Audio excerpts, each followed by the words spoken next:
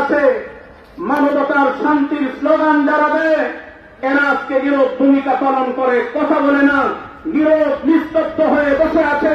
এটাই প্রমাণ করে মানবতার মানব সংগঠন জাতিসংঘ যারা পরিচালনা করে এরা হলো ইসলাম এবং মুসলমানের চিরশত্রু। এই জাতিসংঘ ইসলাম এবং মুসলমানের চিরশত্রু।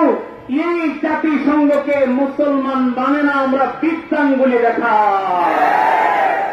2 নম্বর কথা হলো আমাদের পাশের রাষ্ট্র ভারত। অনেকেই বলছেন বন্ধু রাষ্ট্র, আমি বলি বন্দুক রাষ্ট্র।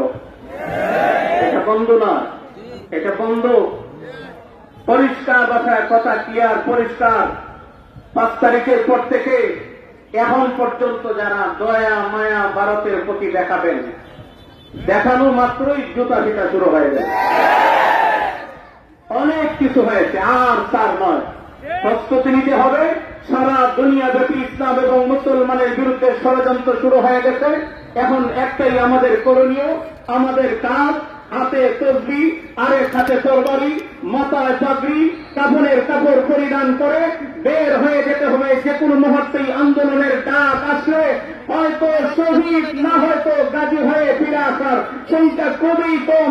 ইসলাম এবং মুসলমানের ইজ্জত রক্ষার্থে, মুসলমানের সম্মান রক্ষার্থে, আমার ধর্মের ইজ্জত রক্ষার্থে প্রয়োজনে যদি জীবন দিতে হয়, জীবন উৎসর্গ করতে হয়, প্রস্তুত থাকতে হবে। কারা কারা রাজি আছে ইনশাআল্লাহ? আল্লাহ যেন কবুল করেন। সবাই বলে না।